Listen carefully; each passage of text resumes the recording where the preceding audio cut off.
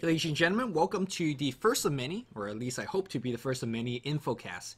Infocast is an idea that kind of originated about 3 years ago when I did a particular commentary on eHome Exit Storm. Generally when I do commentaries, I focus on team decision making, I jump from camera to camera, look at multiple lanes and be like, well, this player's doing that and that player's doing this team wants to push, that team wants to defend, etc, etc.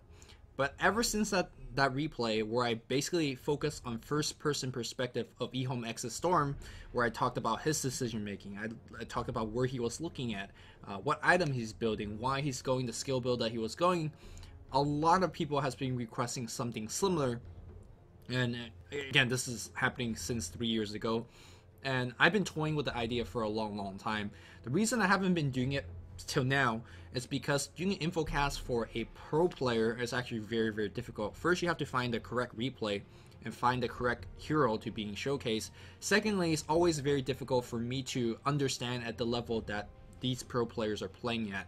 Sometimes they could be making a decision because they're great players and think a little bit differently from the rest of us, or they could be making a decision simply because their team needs them to play a certain way. And for me, it's a little bit difficult to discern the differences, especially when I don't have the team's communication. I don't know 100% of the time what that particular hero's role is in the game.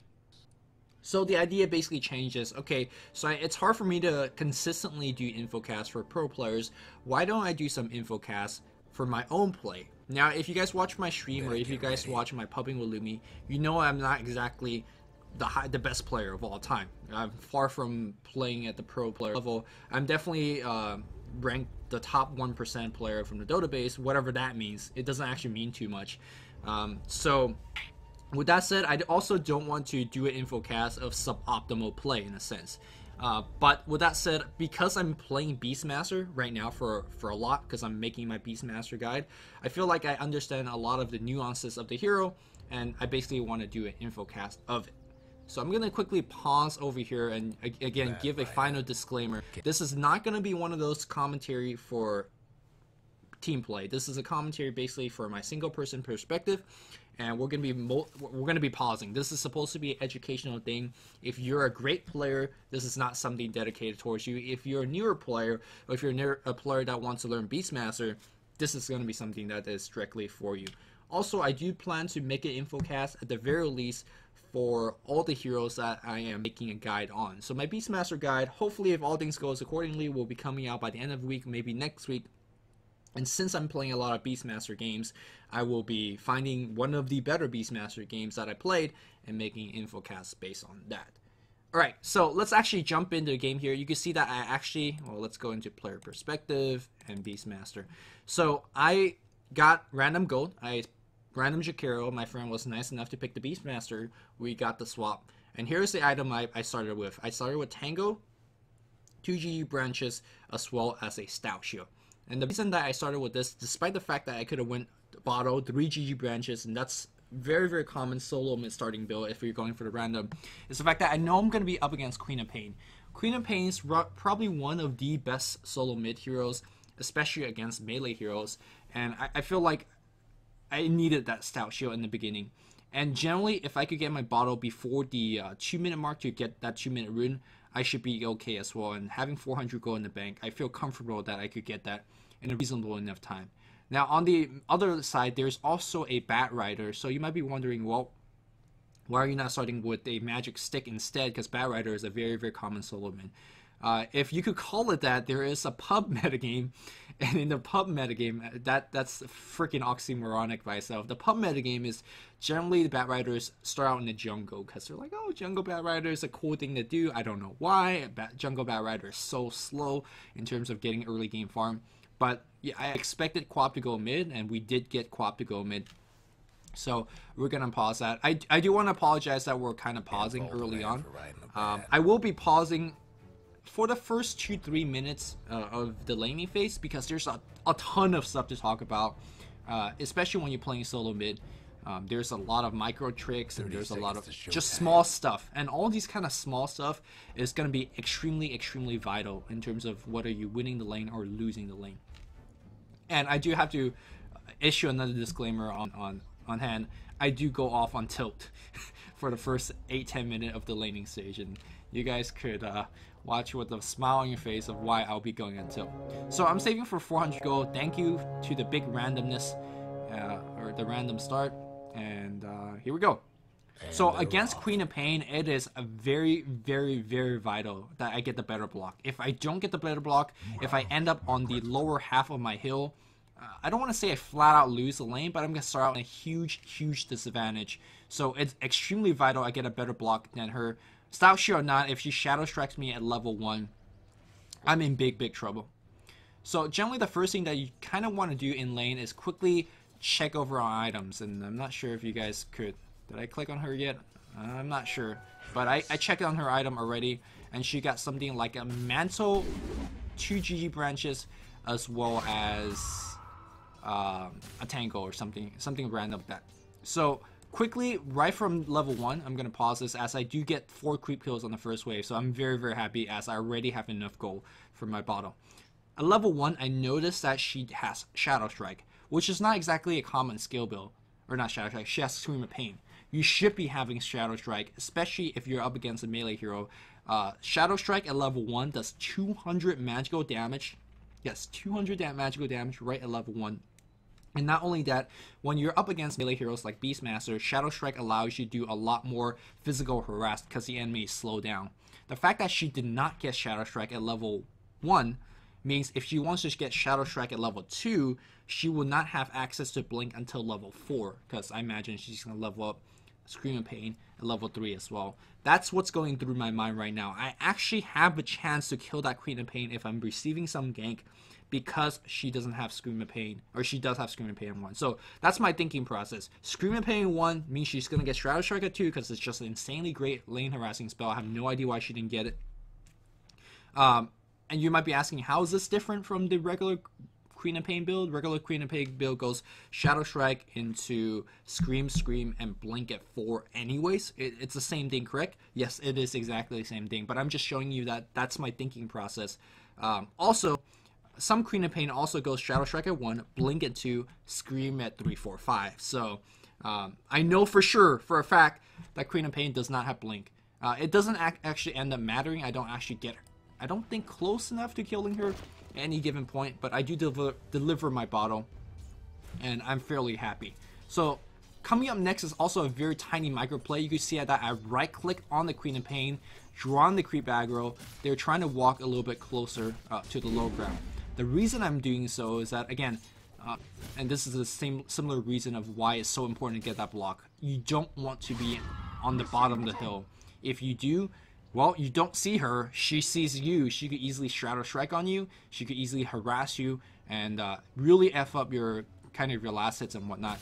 And because Beastmaster is going to be pushing quite a bit with her axis, or his axis, it's important to make tiny plays like that. On my second level here, I picked up Beastmaster's Inner Beast. And I'll talk about that in just a bit. What I want to do talk about right now, you can see that I'm actually going up to the range hero and harassing. And generally you don't see a lot of other melee heroes being able to do that. Beastmaster starting armor, 4. Beastmaster's starting base damage, 58. And of course with 2 GG branches, I'm starting with 60 base damage. If you want to quickly scroll over to Queen of Pain and look at her, you cannot. But you can see that she has 2 base damage, 2 base armor.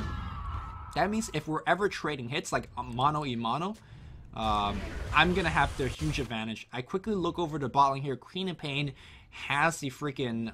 She's just going there faster. Normally, I will get that rune if I reacted a little bit quicker, especially when she doesn't have Blink, and I know that she doesn't have Blink. Unfortunately, I was not able to get there in time, and she has a regen rune. I was able to, in my opinion, out-harass Quap quite a bit, but kind of getting a regen rune put me on tilt, because I felt like if I got that regen rune, I would have won the lane pretty much so. Alright, let's go back to what I was trying to talk about with the Beastmaster. Beastmaster has, for a lot of melee heroes, some of the best stats. 4 base armor, 58 base damage, and you could actually out-harass a lot of range heroes simply by walking up to them. They'll get the first shot, and probably the second shot off as well, but the hits that you do are going to be a lot more impressive. More importantly, if they're harassing you and you're harassing her, Creep Wave is actually going to come into your benefit. because you have the high base armor, you don't really care as much. As you can see, I've got him really low, and I got on tilt because I felt like I should have got that kill. I didn't. She gets her regen back up, and she's back to full HP. I'm out of mana. I'm not happy. In any case, when the two solo mids are harassing each other, you have 4 base armor, now 5 base armor. You have a Stout shield, so you could take a little bit of pot shot harass from the enemy creep wave. Meanwhile, they're taking a lot more damage from the creep wave because they have lower armor. And this is a reason why you see at least 1 point of inner beast. Some solo mids like to go even the full 2 points. I just particularly think 1 point's enough. That first level of inner beast gives you plus 18 attack speed. That's a glove of haste plus some for yourself, as well as your entire creep wave. And that might seem like a very small amount, but when there's 2 or 3 enemy creeps sticking right on the Queen of Pain, that's a ton of damage output. So this is a particular build that I went against Queen of Pain.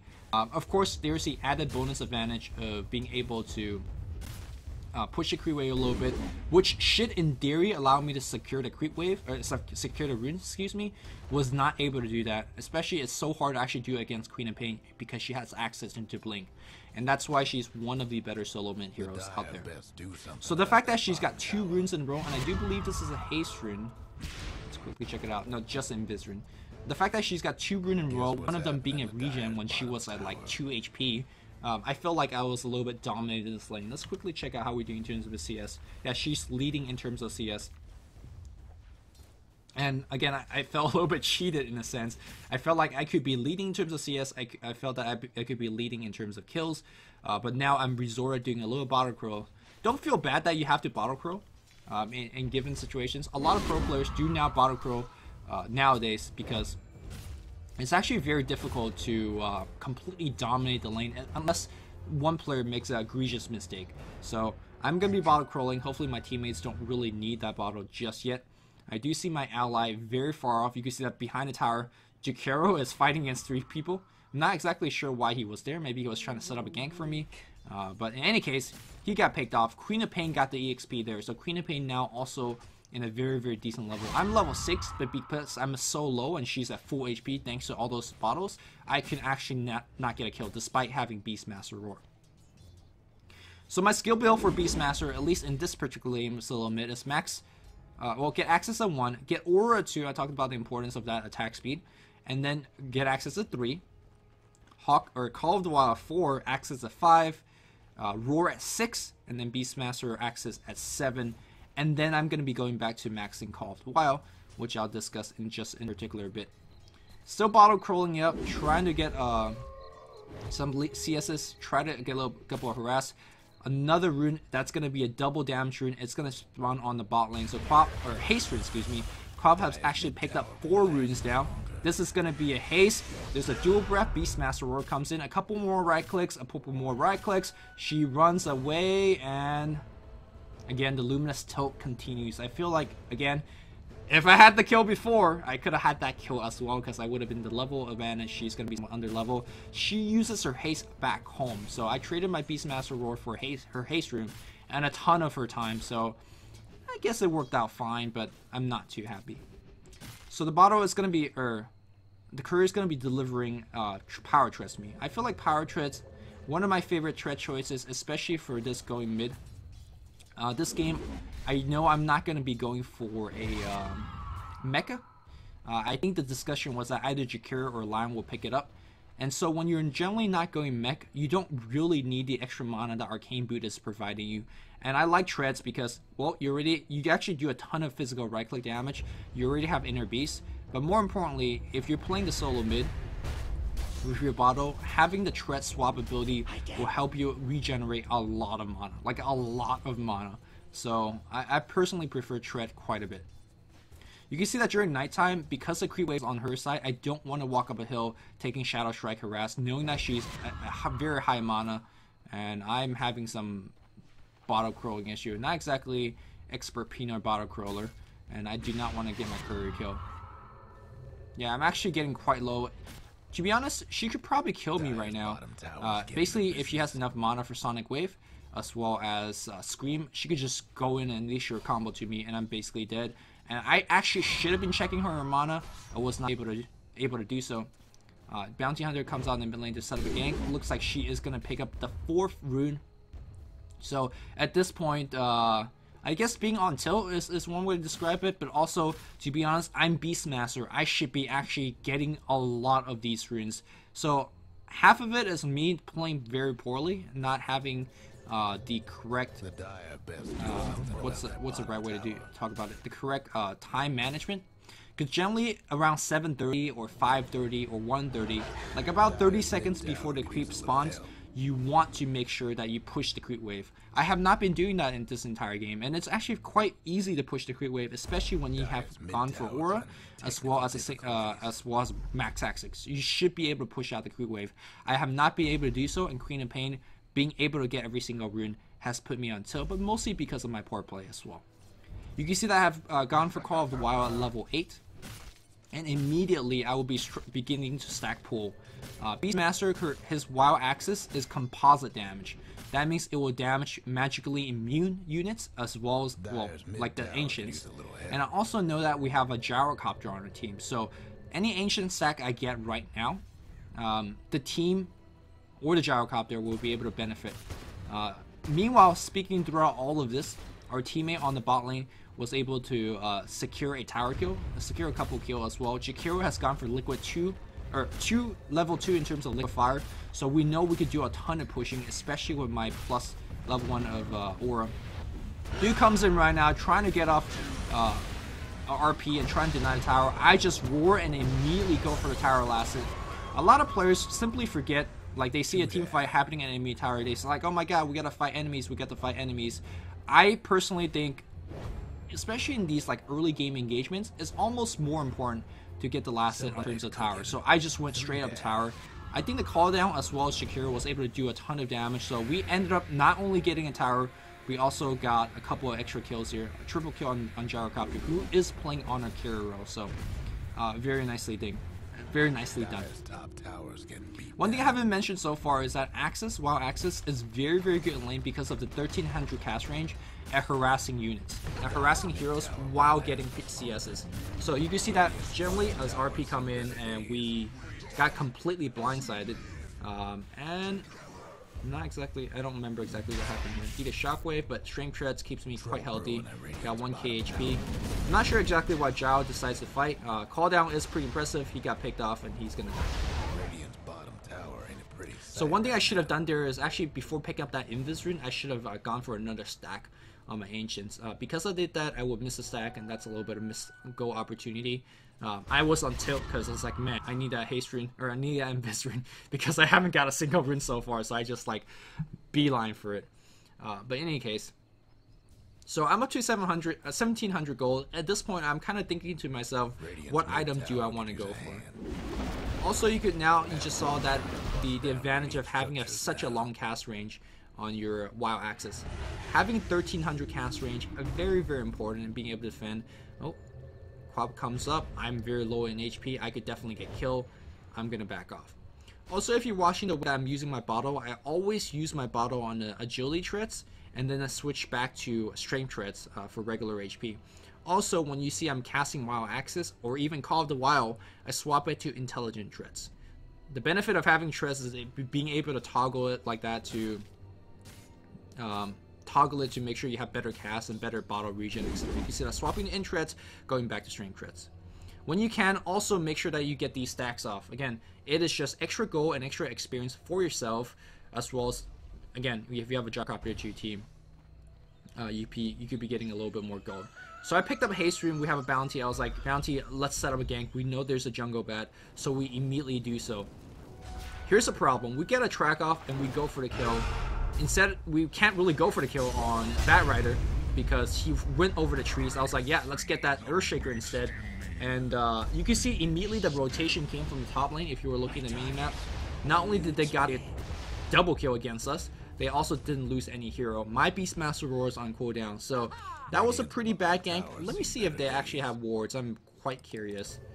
They didn't even have wards, so it was just kind of like a lucky rotation for them. The Earthshaker was walking up. He just happened to have dust because he was laning against Bounty Hunter. So I'm going to chalk that up to kind of like an unlucky thing. But also, if you're making that type of dive in enemy jungle, make sure you have the Hawk being summoned. I did not have my Hawk being summoned, and I got killed because of it. I had level 3 Beastmaster Hawk, and that Hawk has really impressive range. I didn't have that up, and again, I got punished for it. So the mid lane is really pushed out, and I really can't do too much about it. So I'm gonna go on top lane and farm a little bit. Again, at this point of game, I haven't really decided what item I'm gonna be going for. And generally, here's an issue with Beastmaster. Beastmaster has one of the most versatile item set. I know I'm not gonna be going mech because that was already discussed between our support players. So the other option, the very common option, is I could be going Aghanim Scepters, which is going to increase your cast range of your ultimate by 950. I'll talk about that a little bit more, as well as reducing your cooldown. Or the other common item that you see Beastmaster player going for is Necrobook, Necro 3. Necro 3, one of the most underrated item in the game. I don't end up getting Necrobook here, but we'll see a team fight coming up here. Generally, this entire particular game, I reserved my Beastmaster Roar, at least in the early game, just for the Magnus. Magnus was not able to get a Blink Dagger up till much later. I think he was on the long lane bot. Because of that, he's really forced him to skewer in, and basically skewer in and set up RP. And no way in hell I'm gonna allow him to get the combo off. Skewer into RP has such a long casting time that I have more than enough time to rack and drop off a Beastmaster Roar. And I will be looking towards to do that basically every time that I can. There's other people that I could roar in the team fight, but I think Magnus not dropping the RP is a lot more important for us. I run past this crop, and you can just see how much damage physically I'm actually doing. Because of the tracked MS bonus, I could just basically right-click her for a long time, and she really can't fight me because I'm working with a lot more base damage and a lot more base armor. I'm already sitting at 2200 gold. This is where you could finish that mech and be very helpful for your team and start pushing, for example. This is where you get the Blink Dagger and be a really ultra ganky machine, but I ultimately end up working on an Axe Scepter for a couple of reasons. So reason number one, my Beastmaster Roar is going to be one of our most important spell. I talked about the necessity of shutting down the Magnus. He is going to be there kind of the big team fight, especially when he has such a late dagger. My Roar is going to be extremely impressive. Secondly, I still want to shut down those heroes such as Queen of Pain as well as a Bat Rider, which I believe already have a Blink Dagger at this point. I really want to be able to catch them out of position. And you can see that we have a little bit of downtime. The creep wave is fairly pushed out, so we take advantage of this downtime and start going for the Ancient Stack. And this is where having that particular Ancient Stack is very key. This particular Ancient Stack puts me up to level 11, upgrading my Beastmaster Roar, giving a ton of gold to a Gyrocopter as well. So whenever you can, make sure you get those stacks off. And if you have Call of the Wild, it's actually very easy to get that stack off. You can see that basically I summoned about X30 in, like 30 seconds into the minute. And the reason I do so is I send my board there, I go for the pull at 53, and then of course I send my Hawk in the river or into the enemy jungle. And it's not that hard, it's something that you might forget once in a while because you're not used to it. But once you get used to it, getting those stacks off is not that difficult. So we look like we want to push on the mid lane. You can see that I'm setting my Hawk already, getting into position. Generally, before a push, always make sure that your Hawk is scouting out. You can see I'm taking great care in terms of microing my Hawk because they just killed it. And Hawk actually gives away a ton of gold, like 60 gold or something like that. And that Shaker that just killed it, well, he's got a ton of gold because supports generally don't get creep kills, and giving them 60 free gold like that, yeah, they're pretty happy. So make sure that you're taking a good time microing. I think I lost a Hawk a second time because they're sniping it with maybe a flame break from the Bat Rider. Not having a Hawk up and the fact that our creep wave was very much so pushed down on the bot lane by the enemy Queen of Pain didn't feel particularly safe doing that push. Now we know that Queen of Pain's back mid. Here comes initiation from the Bat Rider. Again, I'm reserving my Beastmaster for TP for that Magnus right now. He comes in, he tried to do something, ward up, immediately pick him off. Again, our Gyrocopter was lassoed by Bat, and normally the ward goes on the Bat. But the only way we really lose a team fight is because of the if RP lands. So I reserve my RP for him. It's very important that you identify who's going to be the most important target on the enemy team.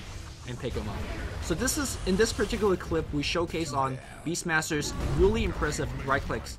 I mean, he has a double damage, but the attack speed just from a single point is pretty decent as well.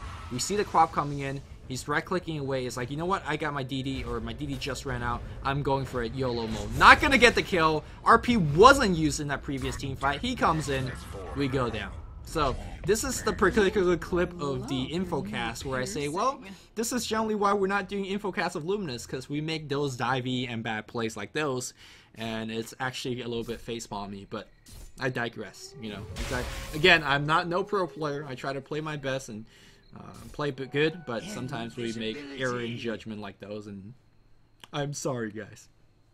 Okay, so before, as I do actually scope out the Scepter, and knowing the fact that they're using a Scepter to pull makes me want to say, hey, we want to check back on that camp a little bit later, make sure if they have a stack, we could steal it, because we could easily steal it with Beastmaster Axis, as well as the Gyrocopter, Flat Cannon, and whatnot.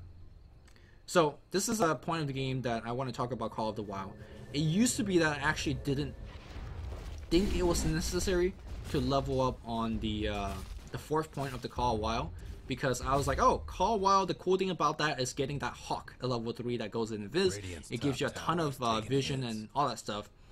Until I actually checked out what exactly the 4th point of Call of Wild did for you. It upgrades your board, and it gives it, instead of 20% slow, it gives it a 35% slow. It also gives it, instead of like 30 damage, it gives you about 50 damage.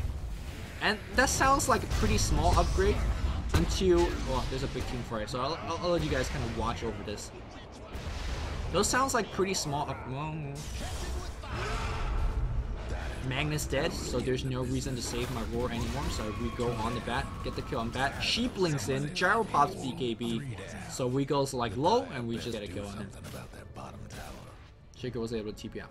I finished my Scepter, so I'm happy. I'm gonna be in even a bigger impact in these team fights now. So, in any case, I was like, oh, the last point of the Call of the Wild, it only upgrades 15% slow, it only upgrades 20 extra damage. Is that kind of a big deal? I originally did not think it was a big deal until I realized, hey, my inner beast actually makes my board like Viper. It's actually that's why I used to call it a Viper pick. It's, look at that, it's going to town. That's 35% slow being applied continuously on that Luna. And if you want to scroll back a little bit or rewatch some of the clips before, in that mid-team fight where I roared a Magnus and we eventually went for the Bat Rider afterwards, the Bat Rider went down very quickly because he couldn't run away from my level 4 board. The board's actually a big part of your damage output for Beastmaster, so don't forget the micro. Speaking of micro, this is something I recently learned in Dota 2 about microing. Back in my Dota 1 days, whenever I summon the Beastmaster Hawk as well as the boar, I have to re-hotkey it every time. I use 4 and 5 on my keypad to hotkey it. I recently just learned in Dota 2 that you never have to re-hotkey. If you hotkey a unit the first time, the second time that it hotkeys, okay, sorry. If you hotkey a unit for the first time and you resummon the bird, it's gonna be on the same hotkey that you hotkeyed it first. So I'm not sure if some of the Dota 1 players knew that. I didn't. So I found it as an amazing kind of, amazing kind of, I guess, discovery for me. So my micro has been a lot better. But I digress about that random point. He blinks in, does he not have echo? Yeah, he blinked in and didn't have echo. I'm not sure what he was about. So we'll take that free kill. I was scratching my head a little bit. And then, oh great. So actually I do want to scroll back a little bit because there was a team fight throughout that I kind of just talked over, so a little bit after this. Alright, this particular team fight. So Scepter increases your Beastmaster cast range of the Roar. Again, I'm trying to reserve my ultimate for the Magnus. And I kind of forgot who I dropped it on. Is it on the Magnus? No, it seems like it's going to be on the Bat Rider. And he doesn't actually, Magnus was quite low and he backs off. So the other reason why the Scepter is such a good item on Beastmaster is, well, we already know what it primarily does. It gives you a ton of HP, it gives you a ton of mana, It increased your cast range to 950. It lowers the cooldown to 45 seconds. This is all vanilla and gravy. Beastmaster being able to get the Acceptor early is actually pretty nice. Most other Acceptor buyers, like the Acceptor probably is a very, very good upgrade in itself. But if you think about it, if you don't finish an Acceptor, like that 4k you put in or the 3k you put into the like the first 3 part of item, it's really ass. Like getting a Staff of Wizardry, getting a point booster, that's some nice HP and stats, but you spent 3k on basically stats, which is not really impressive, right? Beastmaster is one of the few unique heroes that could get away with doing that. Beastmaster, in my opinion, a very item independent hero. He's still gonna give you that Beastmaster roar. He's still very, very tanky. He still scouts for the team. He still right clicks very decently, and that all comes from his skill set. The fact that he doesn't need too many items means that he could actually spend the first 1,000, 2,000 gold not doing too much. You can see that I'm resending my Hawk over the Ancient Cap, making sure that, hey, I did see a Satira earlier. I don't want them to be stacking and doing any crazy shenanigans. So I make sure that doesn't happen. Having global vision with your Hawk is pretty OP. Again, making sure my Hawk don't get picked off. Just putting a lot of attention in terms of migrating that Hawk, because it's very important in terms of your push. So what was I trying to say? Oh, Acceptor. So yeah, the other reason that Acceptor is really good for the Beastmaster as it gets picked up by Flameberg there, is that he get away with doing it. Most other heroes getting Acceptor really wants an item, like they want early drums or want the early blink. They need the first 2k gold, 3k gold to be going into a game-changing item. Beastmaster doesn't need that as much because his hero, his skill base is already very, very good. Last very, very important thing about Acceptor, because increase your roar range by 950, a lot of people forget about this part of the Beastmaster Roar. It has push aside ability. I'm not sure if you guys know or remember. Is that when you roar the main target, that target gets stunned by 4 seconds. That's great. All the other targets that are not stunned, they get pushed to the side in like a cone angle. And when you get pushed side, it applies a 50% slow. That slow goes through BKB. It does, I think it's a 50% movement speed slow and an attack speed slow. That's a huge part of it. Again, reserving my roar for the Magnus. Oh, I get RP because I didn't get a roar off. Echo comes in. I'm like, oh shit, I gotta run for my life. Swapping my treads to intelligence, healing back up, healing. Didn't actually have to use my roar. That team fight, I literally did absolute jack squad. I'm not sure how we won that fight, but I imagine it was a gyrocopter doing some big deeps. So that was exactly not a good team fight. We won a team fight very lopsidedly. Even RP is used, so we just go racks at this point. And this is where level aura being extremely helpful. But yes, going back to the Beastmaster Roar, because you increase your cast range to 950, basically your push aside ability also gets a lot longer. Don't underestimate how much slow, and I actually think it does a little bit of extra damage to that part as well. But it basically increases the actual stun, obviously makes it a lot better, and also makes it slow a lot better as well. It's actually a very, very sizable increase for Beastmaster. So at this point, we break the mid-rack, so we're in a very, very big lead. I like to remind everybody that we started the game 2-7 in terms of the score. And it was actually off multiple repeated, very, very successful team fights against this particular team. And team fights that we won against a Earthshaker, a Magnus, a great initiator in the form of a Batrider, and a Queen of Pain, and a Luna. Like, on all things considered, the Dire team should be winning these team fight so lopsidedly. They didn't, and I gotta say, off to really because of good mobility on our team. The fact that we were able to focus down on important heroes like Magnus very quickly, and the fact that we were never really diving too deep. We dove a little bit here and there, and we got punished for it. For the most part, we never got too punished, and from 2-7, we go to 31-21. I imagine we're leading by a ton of gold, leading by a ton of experience. Good game so far. So after your first main core item, again, your 3 core items you're generally looking for are your either Acceptor, which is what I went for this game, a mech, or a Necro 3. After that, you kind of want to go back into kind of basic utility item for your team. Personally, I don't like to go from Axe back to mech or Axe back to Necro Book. Both mech and Necro Book are items that are very important to be rushed, because their effectiveness kind of decreases as the game progresses. So I don't want to get item this late in the game, 26 minutes in the game. I don't want to start working on a mech, and we already have a mech, and that's on our line. Which, by the way, you see this divine rapier? Well, let me tell you that when you're winning a game this hard, you often want to give the I want to pause this actually real fast. Pause.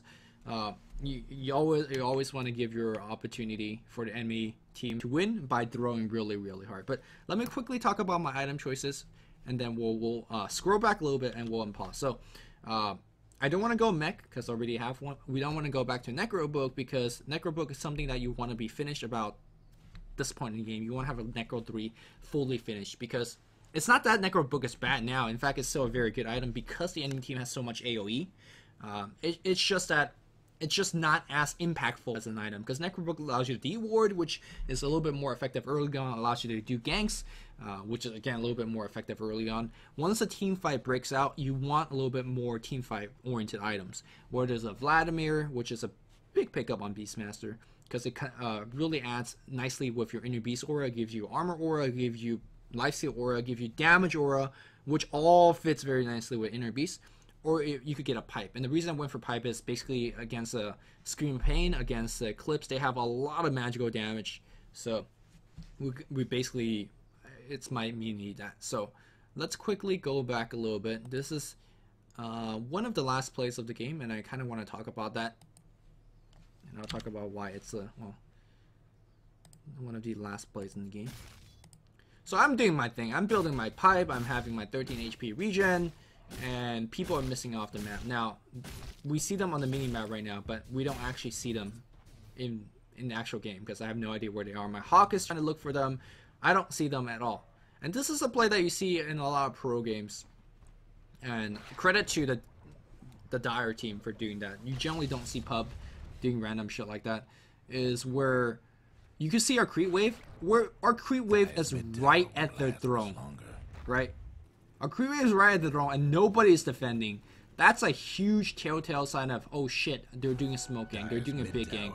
So you back the hell off. So I'm standing right in front of my tower, and well, I send my Beastmaster illusion out. That thing gets ward, and this guy comes in, maybe trying to do some YOLO shit, because well, our dude has Aegis, or our dude has Divine, so he wants to kill the Divine, or maybe he doesn't know we have a Divine, and they jump in and stuff. So I was pretty happy that I was able to recognize that there was a gank coming our way, and I even was lucky enough to have an illusion root. So I microed the illusion root, I send that shit out, that thing gets ganked to hell. We were able to counter initiate. We dropped the big thieves with the divine gyrocopter, or the big throws as you would see it, and we basically go win the game at this point. Or we try to. So we're like, oh, EB as tool, as AC, and put YOLO as bricks. Any case, we're winning the game, we're doing quite well, and our gyrocopter said, alright guys, let's fountain farm, because that is the cool thing to do. And we're like, alright, let's do that, let's fountain farm. We go in, he drops the RP, in freaking gyrocopter somehow gets stuck in. I was like, oh, free divine for me, until I realized, oh wait, found actually Matt Deeps. So we just fed 4 kills, they got divine on Quap, and game begins anew. And this is the part of the game where I could say, well, thank you for watching the infocast for Beastmaster. No, honestly, it felt like everything after this was kind of lousy. Both teams are doing a lot of throws. And I will leave the game on screen for you guys to watch if you're interested, but I'm not going to be providing too much commentary at this point. It's basically more of the same thing. So, do you know Xbox? Yes, that is that very funny commentator.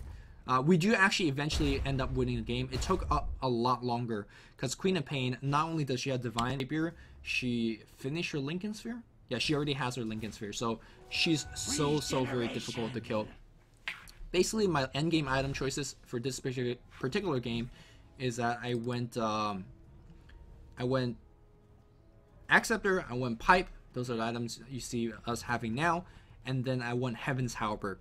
Basically, using my Heaven's Halberd to break the Lincolns and then roaring the Queen of Pain.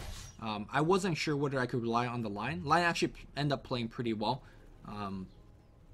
But I was like, you know what, I gotta make sure that I could single-handedly disrupt that Queen of Pain. Or if, let's say, my Roar was used and her Lincoln was used, for example, I could still Heaven Halberd her and make sure that she's not attacking at the very least. So that was my ultimate late game item choice, as you should see that I pick up the Sage here. But that's it. I'm not going to provide any more commentary beyond this point. I'll let you guys watch the remainder of this game.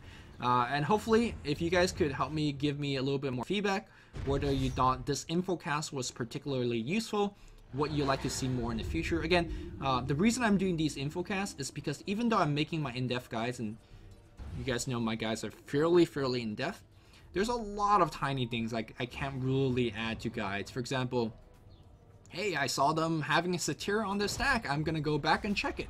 Hey, it's important to get that block on the mid lane. We'll watch this team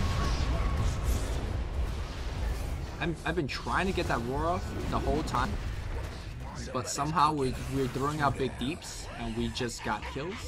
I think over Skype we were very confused on how we won that team fight. We did, and Team Rocket's gonna get roared, as Team Rocket should be getting roared. The Dire's ancient ain't gonna last. Radiant's bottom tower ain't a pretty. In any case, also, yeah, one last thing before I kind of send the game ending message.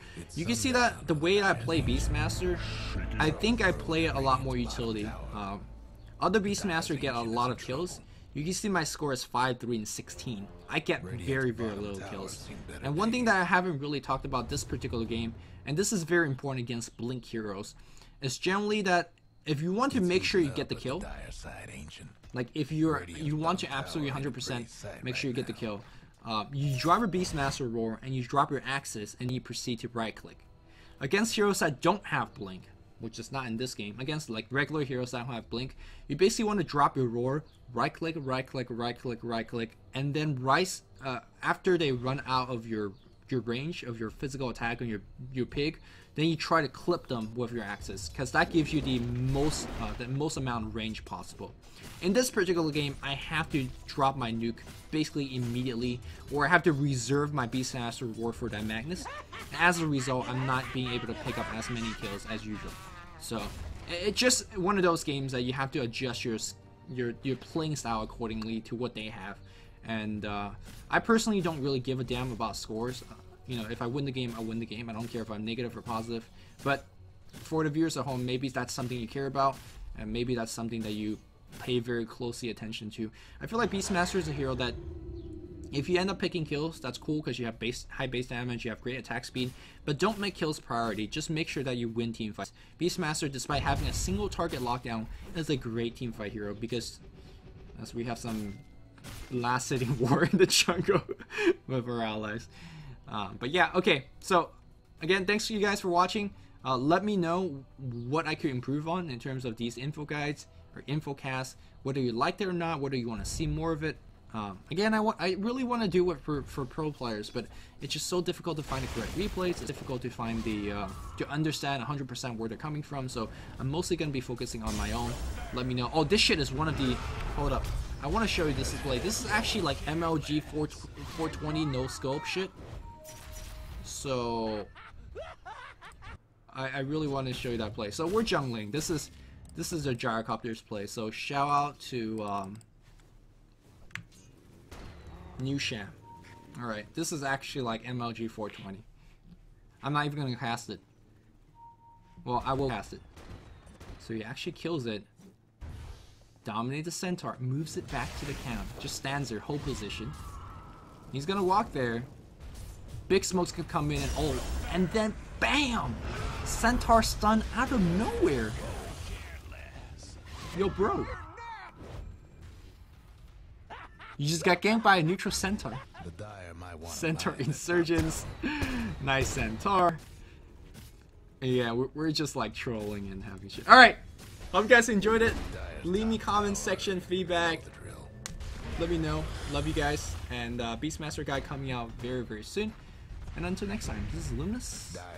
I'm signing out. The Dire went and fortified their structures. The Dire might want strength in top tower.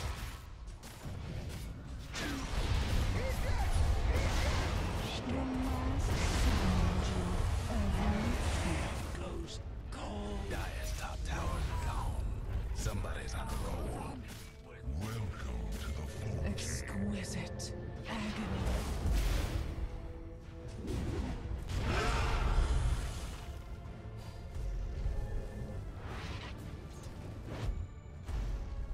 Might be over for the Dire's Ancient. Too bad for them.